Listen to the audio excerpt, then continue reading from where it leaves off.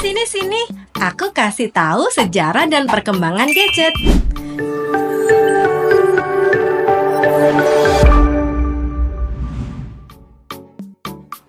Dalam waktu 10 tahun terakhir, perkembangan teknologi makin pesat. Bener nggak sih? Kayak semua teknologi yang kita pakai 20 tahun lalu tuh berasa jadul gitu sekarang. Kenapa aku bilang gitu? Karena aku ngalamin sendiri. Dulu tuh ya masih zamannya HP dengan keyword ABC, terus ganti QWERTY, dan sekarang udah touchscreen dong. Jadi ceritanya aku lagi mikirin gimana teknologi ini bener-bener ngaruh ke kehidupan kita sehari-hari, dari yang dulu sampai sekarang. Mulai dari gimana cara kita komunikasi sampai cara kita kerja dan belajar. Seru banget kan? Lihat betapa majunya teknologi bikin hidup jadi lebih gampang. Nah, perubahan dan perkembangan teknologi ini akhirnya mempengaruhi kehidupan sehari-hari kita nih. Kita mulai dari musik. Yap, siapa sih yang nggak suka dengerin musik? Pasti semua orang punya genre favorit masing-masing kan? Dulu buat dengerin musik kita harus lewat radio. Harus atur antena dulu biar pas. Terus cari-cari frekuensi yang tepat. Ribet sih, tapi seru banget buat ngisi waktu luang.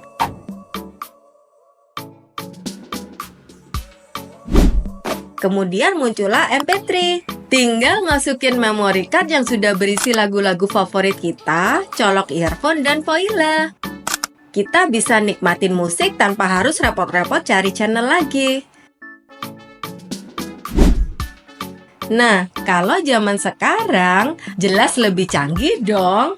Sekarang cukup klik aplikasi di smartphone dan kita bisa langsung muter lagu favorit. Dengan streaming service seperti Spotify, Apple Music, dan lainnya, kita bisa akses jutaan lagu hanya dengan sentuhan jari. Praktis, cepat, dan pilihan lagunya gak berbatas. Ngomong-ngomong soal smartphone, gadget satu ini juga punya cerita menarik loh.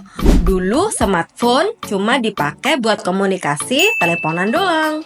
Tapi seiring berkembangnya teknologi, handphone berubah menjadi alat serba bisa yang wajib dibawa kemana-mana. Dari cuman buat telepon dan SMS, sekarang smartphone bisa digunakan untuk hampir segala hal. Gimana bisa? Karena sekarang smartphone udah jadi kebutuhan pokok buat banyak orang. Di dalamnya ada berbagai macam aplikasi yang memudahkan aktivitas sehari-hari kita. Dan yang paling keren, sekarang kita udah masuk era cashless. Jadi, handphone bisa banget dipakai buat bayar-bayar di hampir semua tempat. Tinggal scan barcode atau tap aja, nggak perlu repot-repot bawa uang tunai lagi.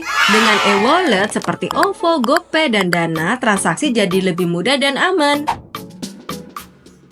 Begitulah transformasi musik dan teknologi dari radio sampai smartphone. Semua berubah jadi lebih praktis dan canggih, bikin hidup kita lebih mudah dan nyaman. Itu baru smartphone ya. Sekarang kita beralih ke gadget penting lainnya, yaitu komputer. Salah satu gadget yang nggak boleh dilewatkan dalam kegiatan sehari-hari juga nih, terutama buat kalian pelajar ataupun pekerja yang ngandelin komputer buat kerjaannya. Tahu nggak sih sejarah komputer tuh kayak gimana? Komputer udah mengalami perubahan yang luar biasa dari zaman dulu sampai sekarang. Contohnya ENIAC yang dikembangkan tahun 1940-an, ukurannya segede ruangan penuh, sama ribuan tabung vakum dan komponen elektronik lainnya.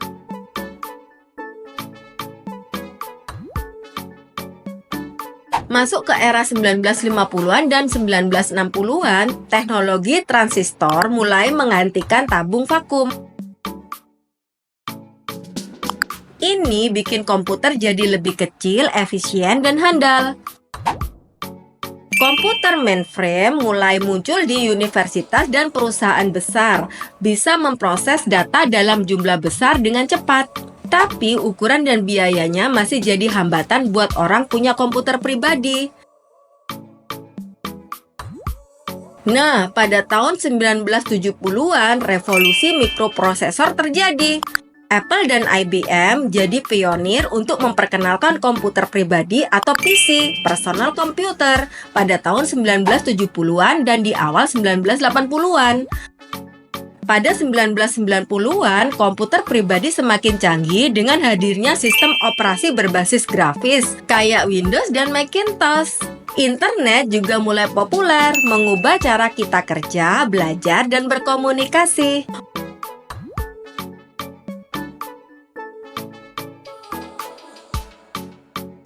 Masuk ke abad 21, komputer jadi lebih kecil dan portable. Laptop dan netbook jadi populer, bikin pengguna lebih bebas bergerak.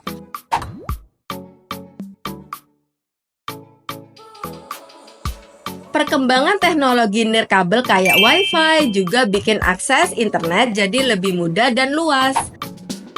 Sementara itu, perangkat keras kayak prosesor, memori, dan penyimpanan terus meningkat dalam hal kecepatan dan kapasitasnya. Sekarang kita hidup di era komputasi awan dan perangkat mobile. Komputer gak lagi terbatas pada PC dan laptop. Smartphone dan tablet punya kemampuan komputasi yang kuat, bikin kita bisa melakukan hampir semua tugas yang sebelumnya cuma bisa dilakukan oleh komputer dan desktop.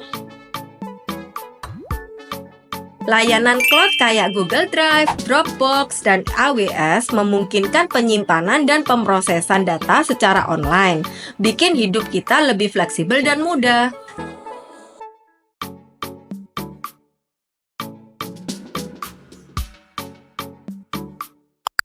Selain itu, teknologi AI dan machine learning mulai masuk ke dunia komputasi, memberikan kemampuan analisis data yang lebih canggih dan otomatisasi yang lebih baik. Komputer sekarang bisa belajar dan beradaptasi membuka peluang baru di berbagai bidang, kayak kesehatan, pendidikan, dan industri. Transformasi komputer dari alat besar dan mahal jadi perangkat yang kecil, terjangkau, dan canggih, udah mengubah cara kita hidup dan kerja.